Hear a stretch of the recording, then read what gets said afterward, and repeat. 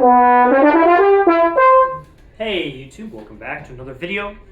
This is take like 19 of this video. Stuff just keeps happening, but it's going to happen this time.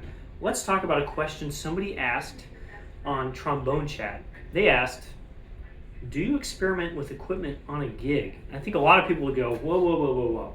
You're not going to take something new to a gig, are you? And the answer is yes. But it's got to meet all these requirements first. I've got a whole list of things that I will do before I take a new instrument to an important setting. Obviously, I go through a lot of horns, a lot of mouthpieces. Got some experience at this. So let's talk about these rules. Rule number one, gotta have some hours playing the instrument by yourself in practice before you do anything.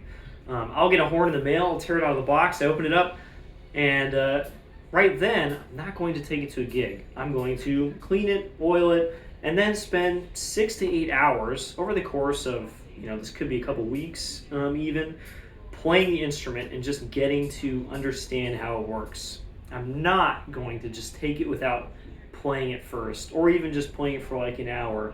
It's not enough time. Every instrument has different slide positions, it's got different intonation tendencies, it's got different response characteristics. You do not want to show up to even like a rehearsal and you end up having to play like a loud high G and being off by a half step because your high G needs to be here and you're used to it being here. You have to learn these kind of things about an instrument before you go play with other people, which is step number 2. Go play in a small setting with friends. So duets or trios or quartets, maybe brass quintet or something like that. Play it in a small setting so you understand how it works with the people that you will end up playing with in the real world. Even the duet setting will tell you a lot about how an instrument plays with other people, how it tunes, how it is able to match articulations, all sorts of little things. Can you play musically with a person next to you? Hey Kat, not interrupting this video. I'm going to get this done. Recently, I actually gave up on the Greg Black mouthpiece that I had bought new because in duet and trio settings, I couldn't get the right sound that I wanted. And I realized that was carrying across to the larger settings as well. So that smaller setting can really tell you a lot about how an instrument is going to work, or a mouthpiece, of course. So after that, this is kind of like a sub-step, but if you are going to change something, try to only change one thing at a time. So kind of got 2 main parts here, right? You got mouthpiece and horn. You can also go down to sub-components like slide and tuning slide and stuff. Try to only change one of those at a time, one variable.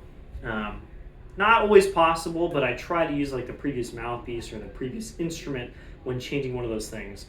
Something like this, my King 607F, I haven't used this mouthpiece for anything else, and it matches this, and it's not going to match anything else. So both of these are going to get used at the same time. It's an entire new paradigm.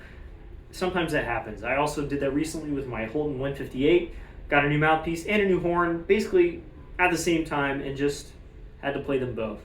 Like I said, it doesn't always work out. Next step, take it to a lower level setting, something you're not totally worried about, that's not super important or super exposed. So something like a rehearsal with your school band or your college orchestra, or with your trombone quartet. That's a little more serious than just playing with friends. For me, I took this to coach high school kids. I do this every couple weeks, and I play along with their band music. I'll play whatever part that they're not playing at the moment, and that was a really good way to just kind of understand, like, oh, I can play this in this way. I can play it a little bit louder than my 3B. The low range, oh yeah, it's a little more open, a little larger sounding. Stuff I just learned in a setting where it just doesn't really matter that much. People are not going to go, hey, you're playing wrong. You're playing slightly out of tune, or the sound doesn't really match. You can figure that stuff out where it doesn't matter quite as much. But it's a little more involved than just playing with friends. Another situation like that for me, just because I'm so familiar with it, is playing in Disneyland Band, where I play third trombone or bass trombone. I know the book intimately inside and out. Both books, I should say. It's a lot of music.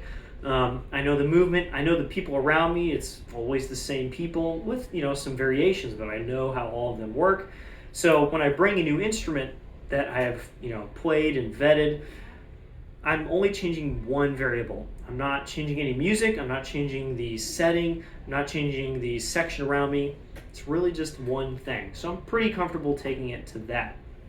Now, once something passes all those tests, I'll think about taking it to a real gig. So my Holton 158 recently, I played with friends a bunch. I took it to a pretty low-level gig, and it did really well. So I took it to the first rehearsal for a much more important thing, an opera where I'm playing principal trombone in a full section, and it did great. So now all of those things have been met.